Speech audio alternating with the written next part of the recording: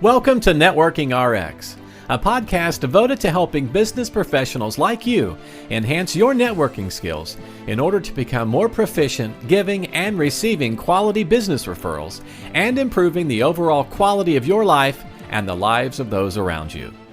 The Networking RX podcast is a production of AmSpirit Business Connections, an organization whose mission is to empower business success through networking. Frank Agin, president of AmSpirit Business Connections, started this podcast as a way to share the wealth of knowledge and wisdom he has amassed over years of networking. His intent is that through this podcast, he and other successful networkers can share with you their experience, insight, and observation relative to professional networking. Let's get started. Welcome back. I'm Frank Agin, founder and president of AmSpirit Business Connections, and your host of this episode of Networking RX. I recently had an interesting email exchange. As you might imagine, from time to time, I get people asking for my advice on their networking, or in certain cases, their lack thereof. To be honest, I welcome these emails, and they are generally emails, as that's the best way to get a hold of me. Nevertheless, I welcome these sorts of inquiries. I'm flattered. Networking is what I do, and I like to think I do it well. And to a degree, I want to share what I know, especially amongst members of AmSpirit Business Connections, which is part and parcel why I started this podcast, to effectively get networking education and insight to the growing number of members and franchisees in the organization. At any rate, in one exchange, a realtor emailed with something akin to, "I'd love to have some attorneys in my network. I'm sure they come across real estate opportunities from time to time they could refer. I have a list of them in the area, but I'm not sure about contacting them. Anything I come up with feels like a cold call, and I don't want to do that. What do you think would be an effective way to get a foot in the door?" Now that's a good question, and at the risk of trying to seem cute, I started my response to the realtor's question with a question. I asked her, "What do you have to offer an attorney?" And then I said, "That's what you lead with to get a foot in the door." I asked her to think about it. Think about it. There are two mortgages that want to meet with you, and you only have time to meet with one of them. Mortgage lender number one emails and says, "Can you give me 20 minutes of your time? There's lots that you could do for me." Mortgage lender number two emails with, "Can you give me 20 minutes of your time? I get a fair number of clients who are pre-approved. When I ask if they're working with a realtor and I find out they aren't, I like to be able to refer them to a quality realtor or two.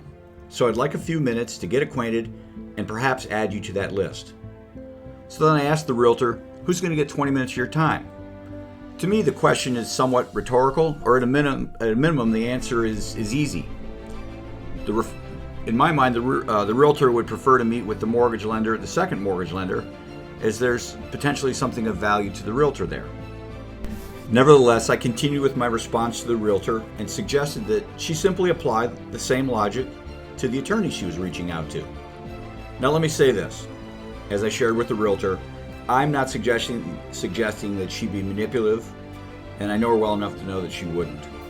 But I told the realtor, if you're genuine with this, meaning if there's some genuine value you have to offer, and if you're sincere about sharing it with the attorney she was reaching out to, she'd have positive results. I'm very confident about that. I see that play out every day. So here's the lesson in all of this. As I said in the very first episode of Networking RX, and I promise to repeat time and time again, you will hear this over and over, we do business with and we associate with people we know, like, and trust. And we're not apt to like or trust someone who comes into a relationship only trying to get something from it. Now, I'm a firm believer that this logic or line of thinking is hardwired into our brains.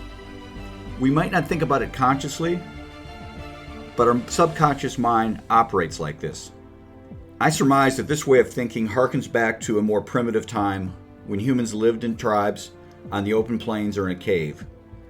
In those times, for the collective group to survive, everyone had to contribute in some form or fashion. Everyone. And if the tribe allowed a member to not carry his or her weight, they knew that it would eventually put the whole tribe at risk. So from that, our brains became accustomed to becoming leery of someone who was trying to take and was not willing to contribute. Seems logical. So the whole notion of know, like, and trust is ancient and very human as the opposable thumb. But the takeaway is that inherent in the notion of being known, liked, and trust is your ability and your willingness to share value with others. In a professional networking sense, if you're focused 100% on what you're going to get from the situation, what you'll actually get, ironically, is very little.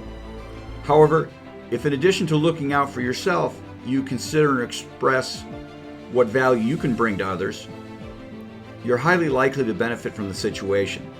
That's not to say you're going to get everything you want, but you won't leave the situation empty-handed.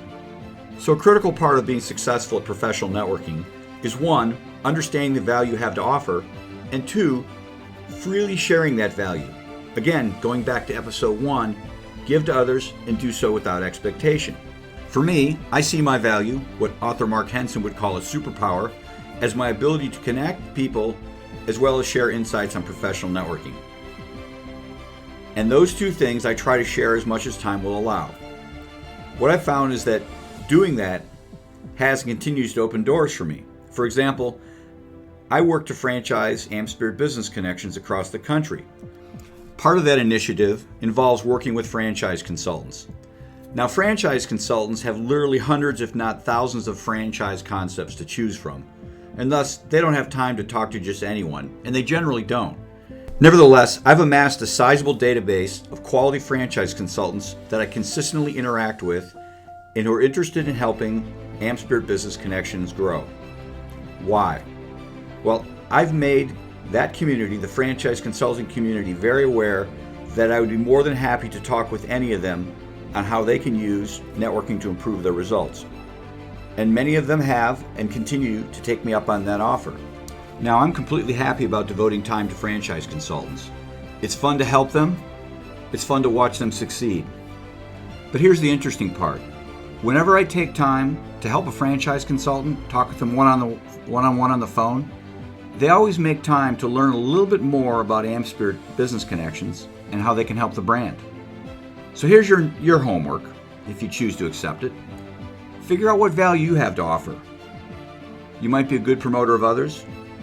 You might have a mind for technology. You might have a sympathetic ear. You might be good with numbers. You might be a good connector of people like I am.